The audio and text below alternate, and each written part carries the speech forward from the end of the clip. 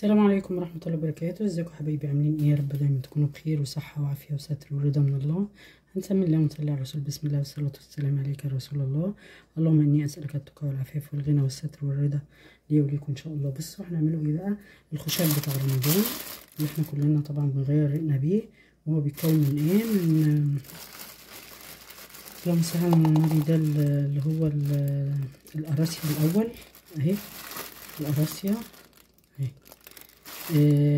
مشمشية، عندك زبيب اهو، بسم الله الرحمن الرحيم، زبيب اهو، بلح، هحط تين طبعا اهو، هقطع تين واحطه، وقمر الدين اهو.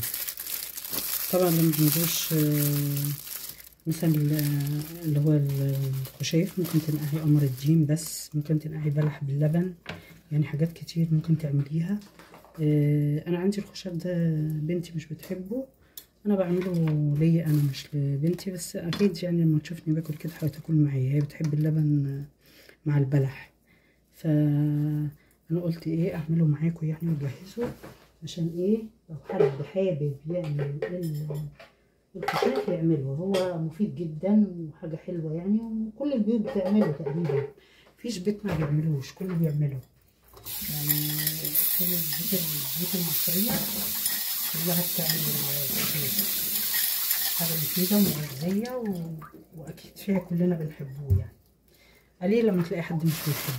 طبعا انا هقطع الحاجات دي وهوريها لكم، بعد ما اقطعها ارجع لكم تاني. بصوا حبايبي عملت ايه. عطين اهو، وبلح غسلته، ومشمشيه، وقراصية، وزبيب، واللي هو القمر الدين ده، بس مش عارفه اقطعه بصراحه، ده هقطع كمان حتت يعني احطها عشان مش عارفه اقطعها. هنحط شويه ادي التين، وبعدين البلح، وبعدين المشمشيه. طبعا انا بعمل كميات صغيره، طبعا انتوا كل واحده بتعمل حسب العيله بتاعتها اهي. بعمل القراصية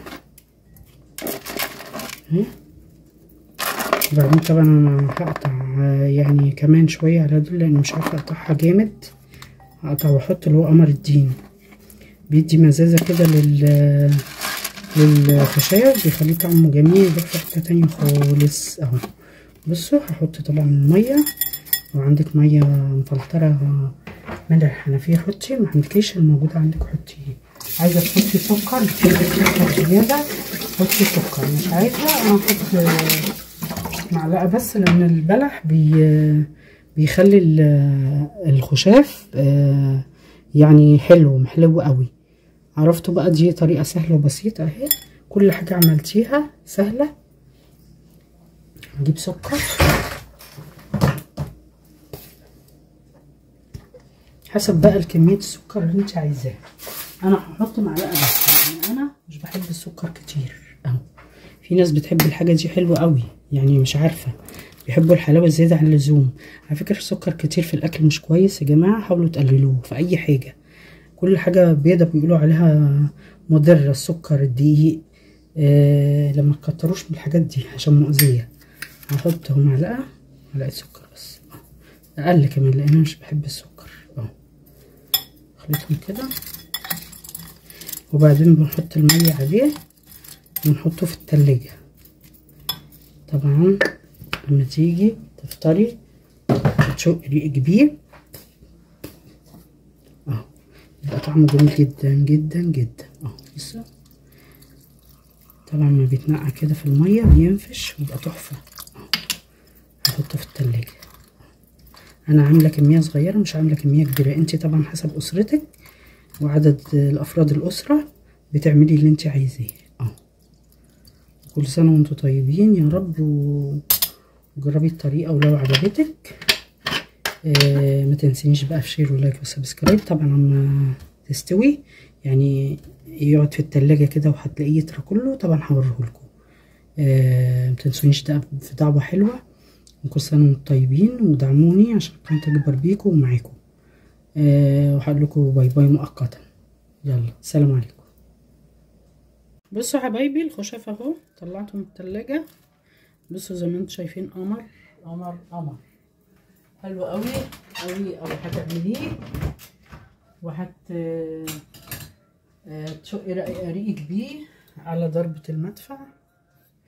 وكلنا طبعا البيوت كلها بتعمل الخشاف ده، جميل جدا جدا.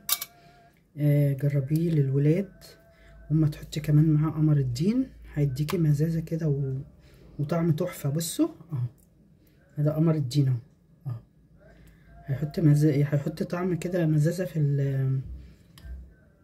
اللهم صل على النبي، في الطريقه الخشاف هيعجبكم والله اهو. بصوا، ما عندكيش مثلا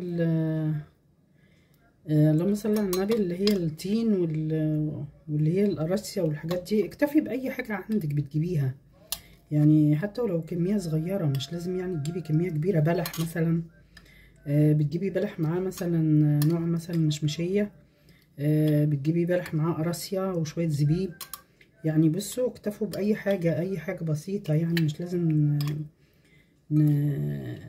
نغالي في الأمور يعني، أو نجيب حاجة مثلا ايه أكتر من امكانياتنا يعني. اللي موجود تعمليها، ما عندكيش اعملي بلح زمان والله العظيم يا جماعه. طبعا كل البيوت عارفه كنا بنعمله البلح بالميه، مش باللبن، كمان بالميه يعني. شويه بلح كده ومعاهم اللهم صل على النبي شويه زبيب.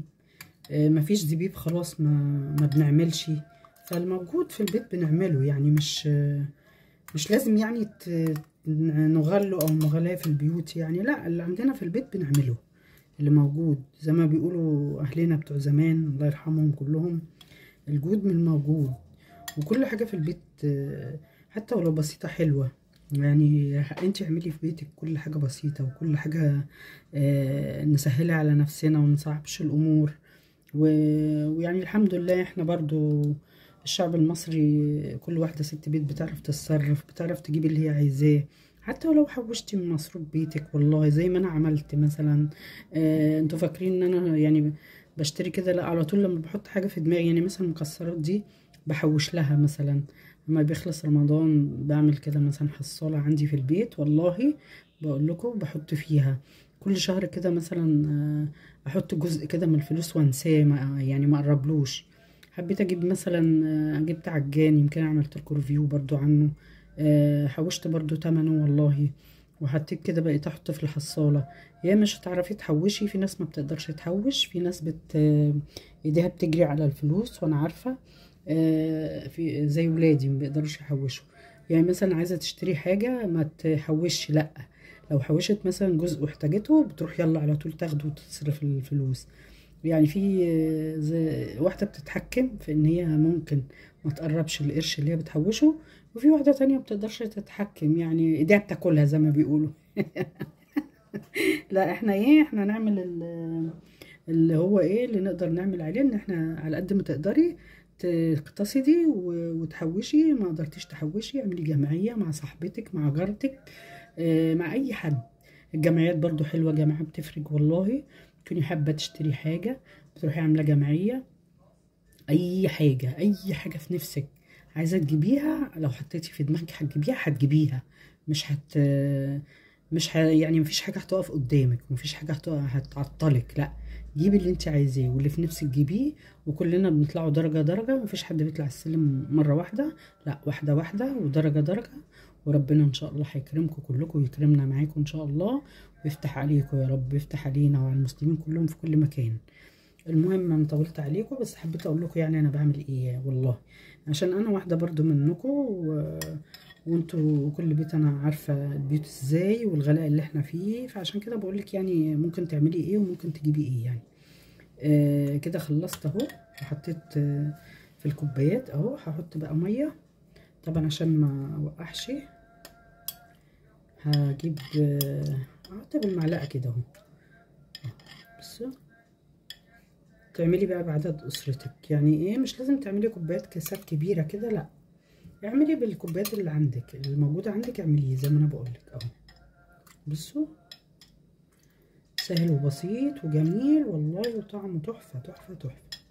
على فكره انا دقته من ورا الكاميرا يعني قبل ما اوريهولكوا، بس هو جميل جدا والله. اعملي الطريقه زي ما بقولك كده، وان شاء الله تعجب باذن الله. حلوه. بسم الله الرحمن الرحيم. تحفه تحفه تحفه. يلا وكده الفيديو بتاعي يكون خلاص، ولو عجبك بقى ما تنسينيش في شير ولايك وسبسكرايب، ودعوه حلوه منكم كده يا حلوين يا امارات. يا رب خليكم ليا، خليكم نعمه في حياتي يا رب.